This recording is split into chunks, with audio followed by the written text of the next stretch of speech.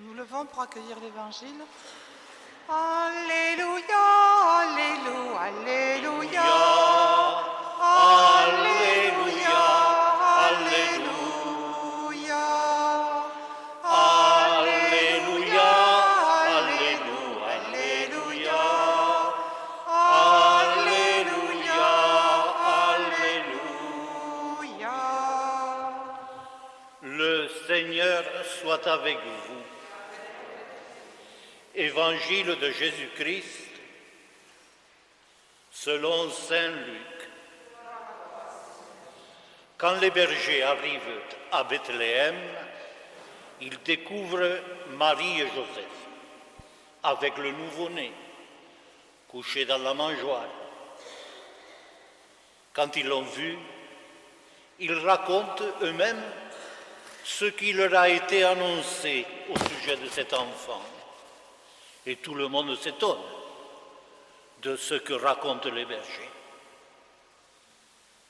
Marie, cependant, retient tout ce qui se passe et dans son cœur, elle le médite. Les bergers repartent. Ils glorifient, ils louent Dieu pour tout ce qu'ils ont entendu, tout ce qu'ils ont vu, comme on leur a annoncé.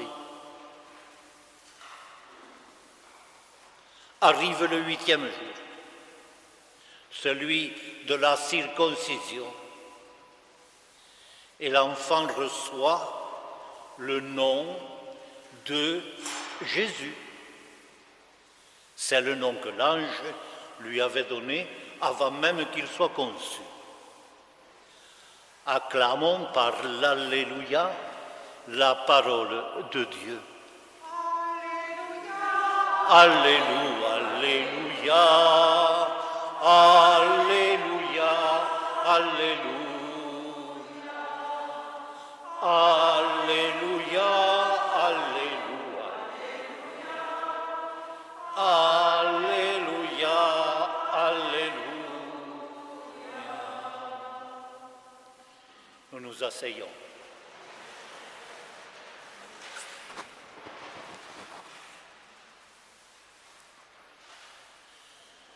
Dans ce premier jour de l'année, c'est une tradition, une coutume que nous offrions nos vœux les uns aux autres. Et donc, je vous offre les miens.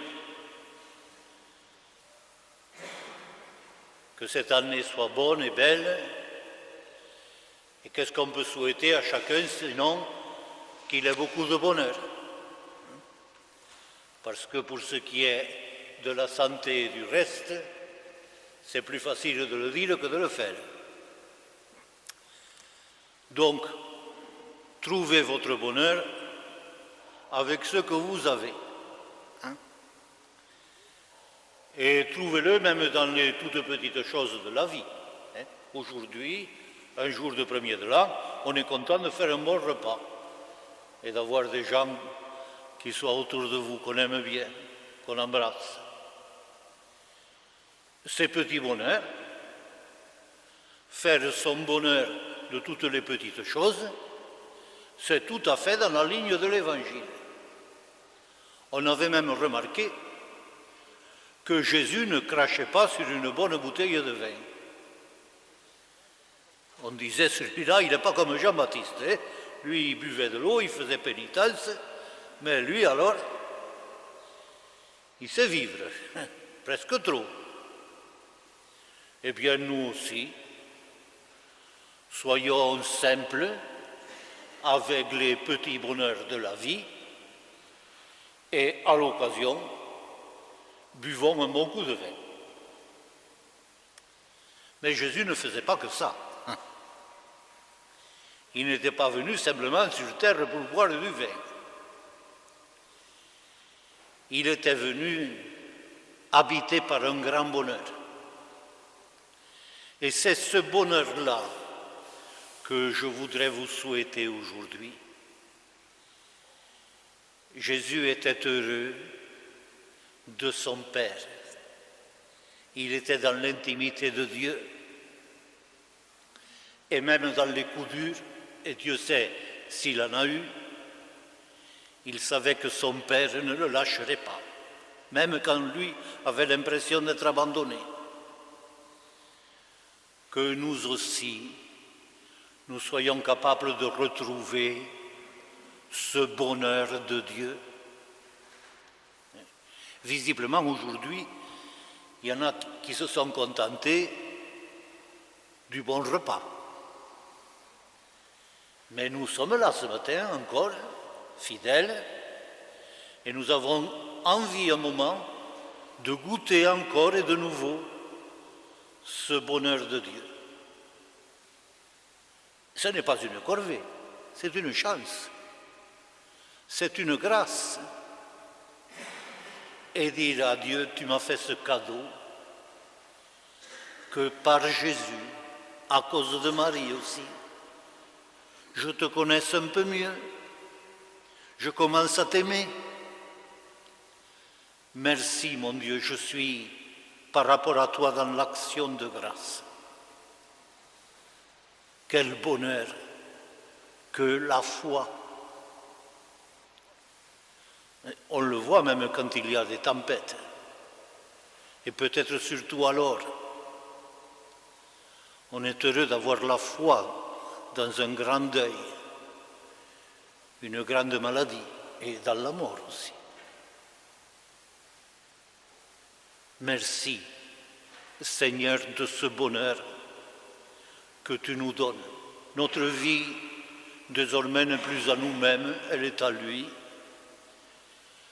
Et c'est bien reposant. Nous sommes bien tranquilles. Que Dieu nous aime, même si nous, on ne l'aime pas assez. Et même quand on ne l'aime pas assez. Que vous souhaitez sinon que cette année soit une année où l'intimité avec Dieu grandisse. Que vous preniez le temps de lui donner du temps. Il faut donner du temps à cette amitié de Dieu. Il faut s'arrêter. Arrête, tu me saoules à force de tourner. Arrête-toi, assieds-toi, reste tranquille et regarde-moi. Je vous souhaite une année de grâce, une année de calme, et que, en la Noël de 2006, vous puissiez vous dire, eh mon Dieu, quand même cette année, je te connais mieux que ce 1er janvier. J'ai appris beaucoup de choses de toi. On s'est rapprochés. Que pouvons-nous nous souhaiter de meilleur, sinon de grandir en grâce? Et puis aussi, nous allons remercier Dieu en ce début d'année de nous avoir donné autre chose. Oh, pas les cadeaux de Noël, mais de nous avoir donné ce qui nous donnait les cadeaux, de nous avoir donné cette richesse que sont les autres. Car contrairement à ce qu'a dit un grand philosophe un peu bête, les autres, ce n'est pas l'enfer. Les autres, c'est le ciel. Ils nous cassent les pieds quelquefois un peu, les autres, c'est vrai. Mais au total, quel bonheur d'avoir les autres.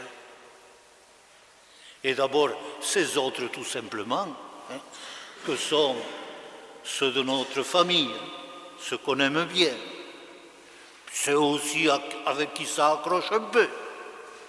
Mais on dépasse tout ça. Que Dieu nous donne ce bonheur des vies familiales, des relations d'amitié, de tout ce qui nous fait vivre, car les autres nous font vivre. et qu'il nous aide à faire tomber les barrières et qu'il nous aide à avoir un cœur grand comme le sien, que nous soyons vraiment, comme disait tout à l'heure Saint Paul, des enfants de Dieu, que nous ayons la bonne taille et donc que nous aimions tous les hommes,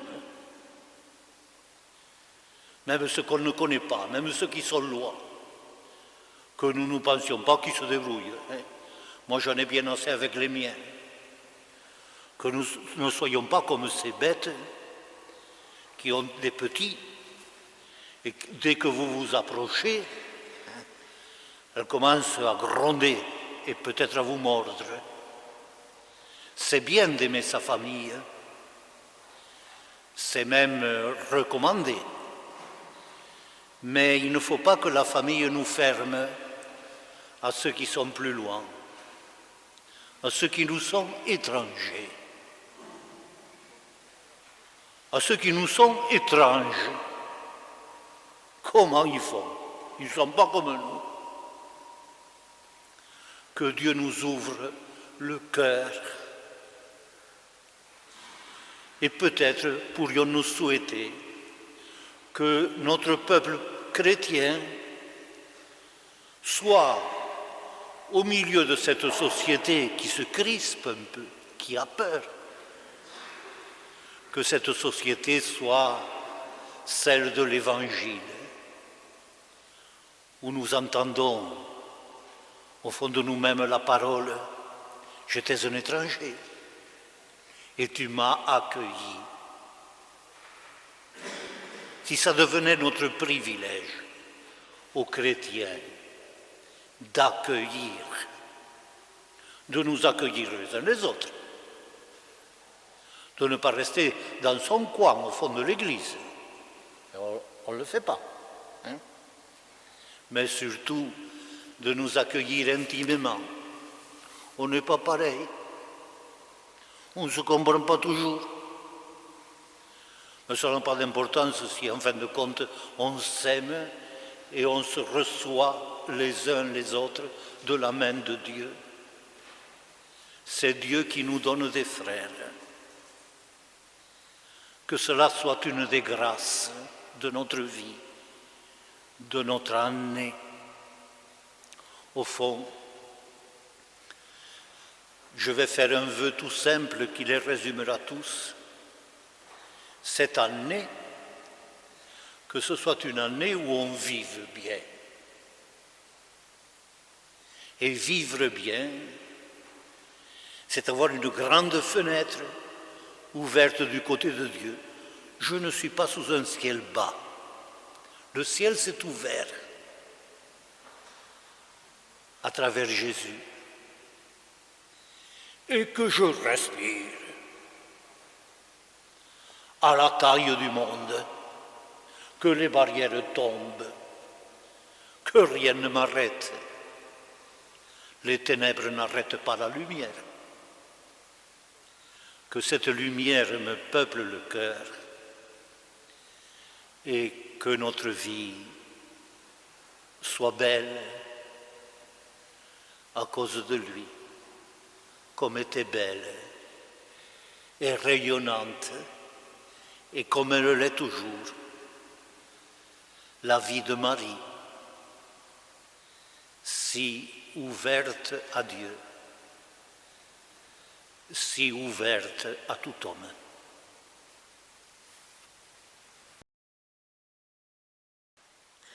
Nous levons pour accueillir l'Évangile.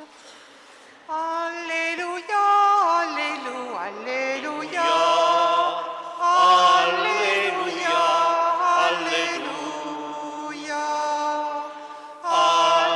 Alléluia, Alléluia, Alléluia, Alléluia. Le Seigneur soit avec vous. Évangile de Jésus-Christ selon saint Luc. Quand les bergers arrivent à Bethléem, ils découvrent Marie et Joseph avec le nouveau-né couchés dans la mangeoire. Quand ils l'ont vu, ils racontent eux-mêmes ce qui leur a été annoncé au sujet de cet enfant. Et tout le monde s'étonne de ce que racontent les bergers.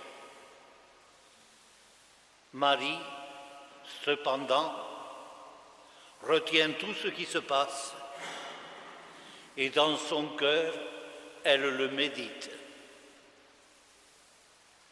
Les bergers repartent.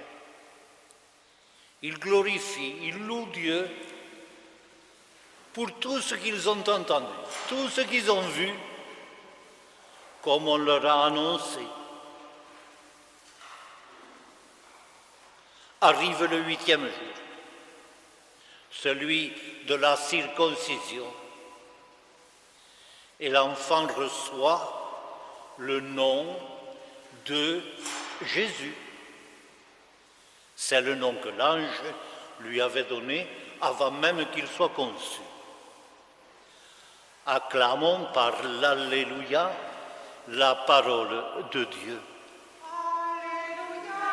Alléluia, Alléluia, Alléluia, Alléluia, Alléluia, Alléluia, Alléluia, Alléluia. Nous nous asseyons.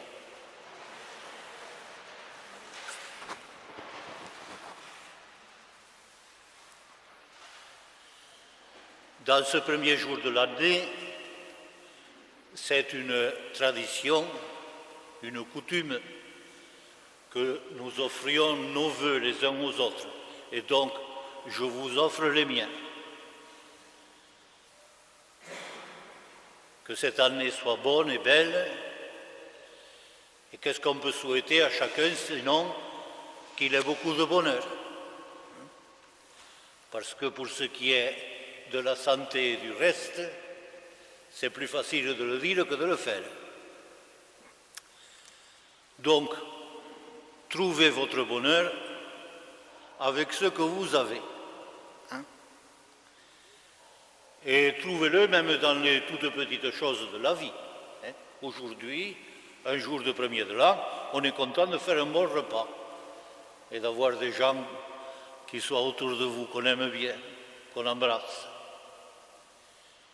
Ces petits bonheurs, faire son bonheur de toutes les petites choses, c'est tout à fait dans la ligne de l'Évangile. On avait même remarqué que Jésus ne crachait pas sur une bonne bouteille de vin.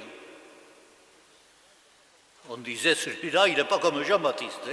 Lui, il buvait de l'eau, il faisait pénitence, mais lui, alors, il sait vivre, presque trop. Eh bien, nous aussi, soyons simples avec les petits bonheurs de la vie et, à l'occasion, buvons un bon coup de vin. Mais Jésus ne faisait pas que ça. Il n'était pas venu simplement sur terre pour boire du vin. Il était venu habité par un grand bonheur. Et c'est ce bonheur-là que je voudrais vous souhaiter aujourd'hui. Jésus était heureux de son Père. Il était dans l'intimité de Dieu. Et même dans les coups durs, et Dieu sait s'il en a eu, il savait que son Père ne le lâcherait pas, même quand lui avait l'impression d'être abandonné. Que nous aussi, nous soyons capables de retrouver ce bonheur de Dieu. Visiblement, aujourd'hui, il y en a qui se sont contentés du bon repas. Mais nous sommes là ce matin encore, fidèles, et nous avons envie un moment de goûter encore et de nouveau ce bonheur de Dieu. Ce n'est pas une corvée, c'est une chance, c'est une grâce. Et dire à Dieu, tu m'as fait ce cadeau, que par Jésus, à cause de Marie aussi, je te connaisse un peu mieux, je commence à t'aimer. Merci mon Dieu, je suis par rapport à toi dans l'action de grâce. Quel bonheur que la foi. On le voit même quand il y a des tempêtes. Et peut-être surtout alors. On est heureux d'avoir la foi dans un grand deuil, une grande maladie et dans la mort aussi. Merci, Seigneur, de ce bonheur que tu nous donnes. Notre vie, désormais, n'est plus à nous-mêmes, elle est à lui. Et c'est bien reposant. Nous sommes bien tranquilles. Que Dieu nous aime, même si nous, on ne l'aime pas assez. Et même quand on ne l'aime pas assez. Que vous souhaitez sinon que cette année soit une année où l'intimité avec Dieu grandisse, que vous preniez le temps de lui donner du temps. Il faut donner du temps à cette amitié de Dieu. Il faut s'arrêter. Arrête, tu me saoules à force de tourner. Arrête-toi, assieds-toi, reste tranquille et regarde-moi. Je vous souhaite une année de grâce, une année de calme, et que, en la Noël de 2006, vous puissiez vous dire, eh mon Dieu, quand même cette année, je te connais mieux que ce 1er janvier. J'ai appris beaucoup de choses de toi. On s'est rapprochés. Que pouvons-nous nous souhaiter de meilleur, sinon de grandir en grâce? Et puis aussi, nous allons remercier Dieu en ce début d'année de nous avoir donné autre chose. Oh, pas le cadeau de Noël, mais de nous avoir donné ce qui nous donnait les cadeaux, de nous avoir donné cette richesse que sont les autres. Car contrairement à ce qu'a dit un grand philosophe un peu bête, les autres, ce n'est pas l'enfer. Hein. Les autres, c'est le ciel. Ils nous cassent les pieds quelquefois un peu, les autres, c'est vrai. Mais au total, quel bonheur d'avoir les autres.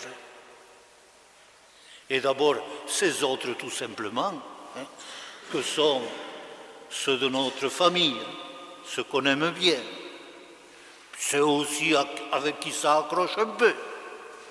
Mais on dépasse tout ça.